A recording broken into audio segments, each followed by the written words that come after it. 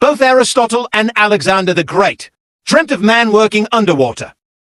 Now that their dream has been made into reality, let's have a deeper look into the world of submarine construction and discover the process of how these marvels of engineering are brought to life. The first step in building a submarine involves designing and planning its specifications. This includes determining the size, shape, propulsion system, armaments, and other features based on the intended use of the submarine. After implementing the design and planning stage, it's time to procure the raw materials. Various materials such as high-strength steel, aluminum, titanium, copper, and advanced composites are used in the construction of submarines. These raw materials are sourced through mining and extraction processes and undergo refining to obtain the desired material forms, and are supplied by specialized manufacturers and suppliers once the materials reach the site. Construction can finally be set into motion, starting with the all-important hull. The hull is the main body of the submarine and is typically made of high-strength steel or advanced composite materials. First, the steel plates are cut into the desired size with acetylene torches. Then they are bent into shape using industrial-grade rollers. The plates are then placed around a wooden template that outlines the shape of the hull. Once placed, the plates are welded together to form an inner hull. The process is repeated for the outer hull. Space is left between the hulls for the ballast tanks, which are crucial components of a submarine. Submarines are designed to control their buoyancy, allowing them to sink or rise in the water.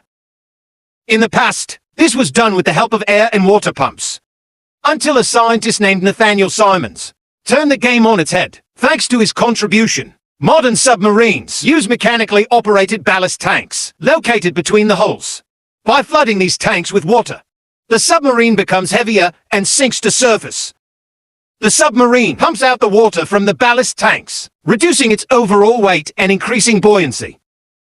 Construction materials such as high-strength steel or advanced composites are used to fabricate the tanks, ensuring durability and watertight integrity.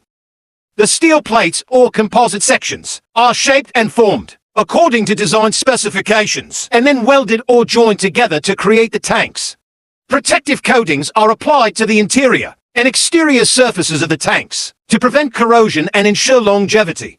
The tanks are seamlessly integrated into the submarine's hull, structures securely attached and connected to surrounding components. Control systems including valves, pumps and piping are installed to allow the crew to fill or empty the tanks for precise buoyancy control. Once the outer shell is complete, workers begin crafting the interior spaces of the submarines. Submarines have different compartments for crew members, equipment, and various facilities. These compartments include living quarters, control rooms, engine rooms, torpedo rooms, and more to enable the crew to operate. Underwater, life support systems are integrated into the inner spaces of the submarine.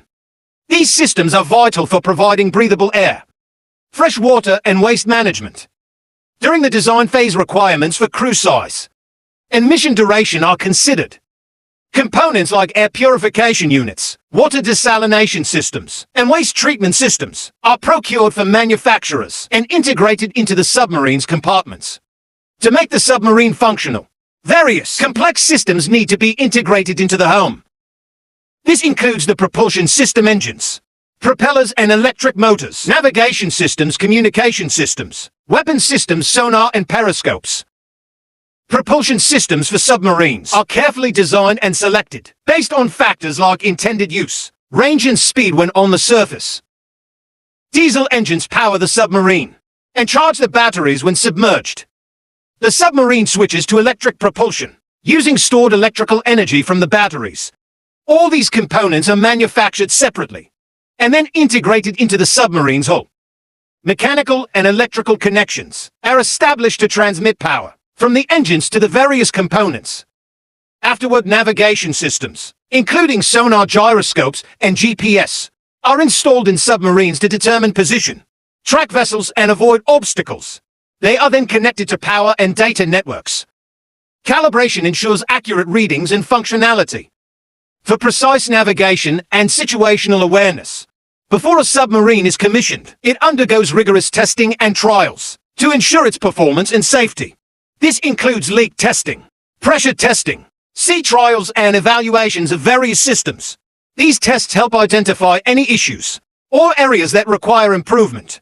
The entire process can cost anywhere from $80,000 to $80 million, depending on the submarine size and functionality. However, if the submarine in question is a nuclear submarine, the price tag can jump up to $3 billion. Let us know in the comments what our next video should be about.